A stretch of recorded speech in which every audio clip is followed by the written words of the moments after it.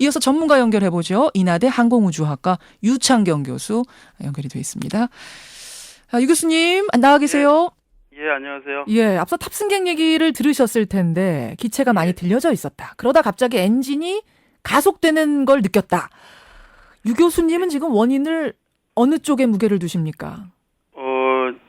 우선 그 일반적인 항공기 그 착륙하는 과정에 관해서 좀 말씀을 드려야 될 것 같은데요. 예.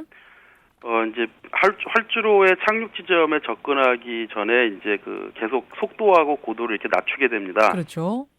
그러다가 이제 대략 이제 착륙 지점에서 1km 정도 떨어진 곳에서부터는 오히려 고도는 낮추면서 속도는 이제 증가시키게 되거든요.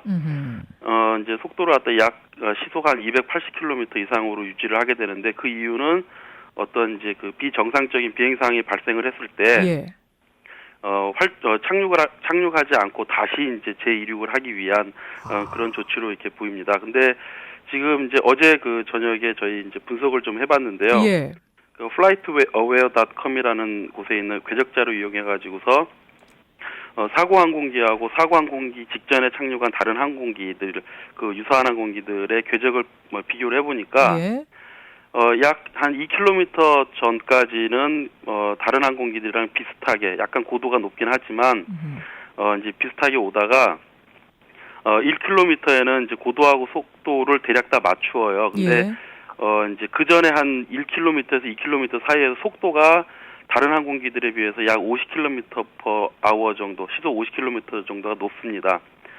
그런데 이제 그 이후에 그 착륙하기 직전 1km 전에 다른 항공기들은 이제 속도를 갖다 유지하거나 증가시키는데 사고 항공기는 계속 속도가 하강을 하게 됩니다.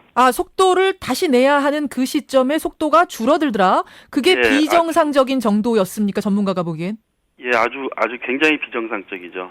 그러니까 다른 항공기들이 이제 한 280, 300km/h 정도의 속도를 낼 적에 예. 이 항공기는 200까지 떨어져 버려요. 오히려 속도가. 시속을 230으로 내야 할 때 200으로 오히려 떨어지더라. 280 정도 내야 되는데 200 정도로 떨어져 버린 거죠. 예. 그게 이제 한 거리가 한 600m 정도 남긴 상태에서 이렇게 되죠. 그러니까는 고도가 급격하게 떨어지게 되고 조종사는 이제 그 순간에 기술을 들기 이제 그 비행 상태를 유지하기 위해서 기술을 들면서 엔진 출력을 최대로 이렇게 올리게 되는 그런 상태가 되죠. 바로 앞에서 이장영 씨 탑승객이 증언한 그 부분이군요. 이게 이상하게 속도가 떨어지고 하니까 다시 올라가려고 엔진을 가속하고 기술을 든 게 아닌가?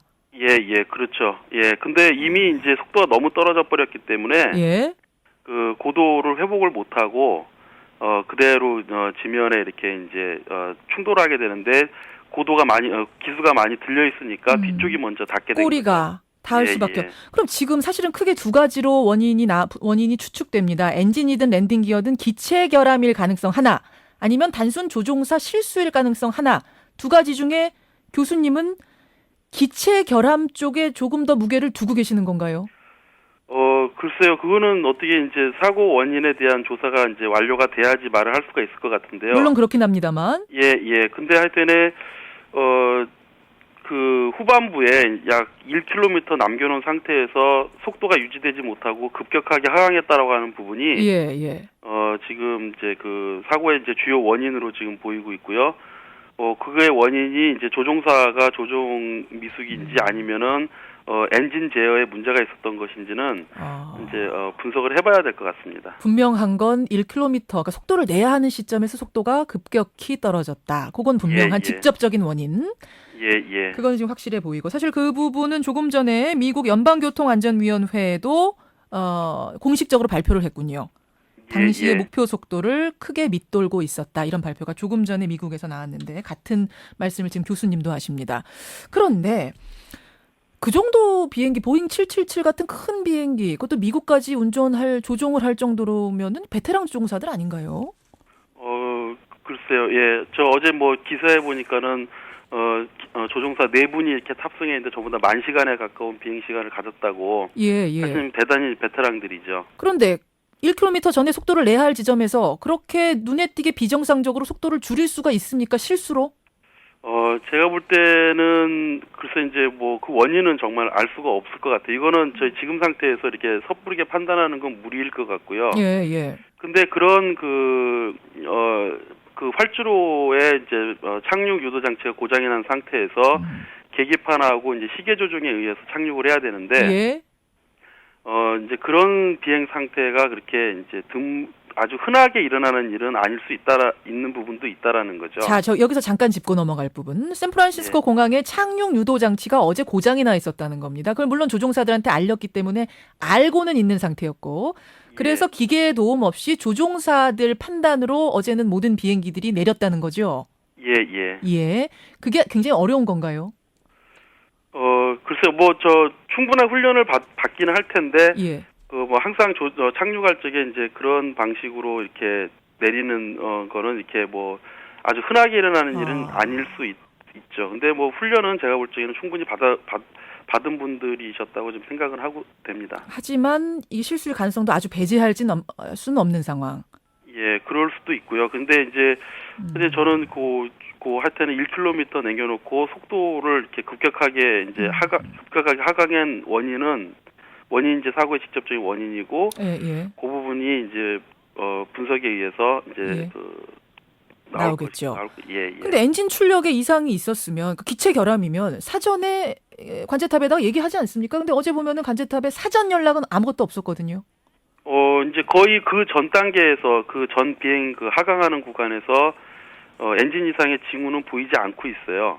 예. 예, 이제 엔진 이상의 징후라든가 또는 이런 다른 뭔가 이게 좀 비행 궤적이 이상하다라고 하는 징후는 크게 보이지 않거든요. 그러니까는 그런 걸로 봐서는 엔진 제어가 그전에는 정상적으로 이루어져 있었을 수도 있고요. 그러니까 1km 전까지는 엔진이 이상이 없었던 것 같다. 예. 엔진 이상이라고 치더라도 징후가 없었다. 그렇죠. 예, 근데 이제 조금 이상한 거는 이제 2km 전, 1km하고 2km 사이에서 속도가 좀 과도하게 높습니다. 다른 비행기들에 비해서. 예. 예, 이제 그런 부분들이 이게 어떻게 이제 영향을 미쳤는지는 잘 모르겠어요. 근데 그런 부분 뭔가 이상이 있었다면 얘기를 했겠죠. 얘기를 안 하고 오기도 합니까? 조종사들이? 근데 이제 그 정도 거리 되면은 이제 착륙하기 불과 한 20초 전이기 때문에 예. 예, 거기서 엔진 이상이 바로 발견돼 가지고서 보고하기는 힘들 수 있는 시간. 워낙 정신없어. 다른 걸 그럼 급하게 해야 되는데 거기다 보고하고 어쩌고 할 정신이 없었을 수도 있다. 예, 그럼 고도도 맞춰야 되고 속도도 맞춰야 되고 특히 이제 착륙극장 방향으로 기수도 잘 유지를 하고 있어야 되고 그게 훨씬 중요하니까 그쪽에다 안 알린 걸 수도 있다라는 그런 가능성도 열려 있는 거군요. 예, 그렇습니다. 알겠습니다. 1년 정도 지금 이게 조사가 필요하다니까 우리가 이거를 하루 이틀 안에 원인을 결론 내릴 수는 없을 것 같고요. 아무쪼록 원인 명명백백하게 밝혀져서 다시는 이런 사고가 없어야 된다는 것만은 분명한 것 같습니다. 교수님 도움 말씀 고맙습니다. 예, 감사합니다. 예, 항공대학교 유창경 교수까지 만났습니다.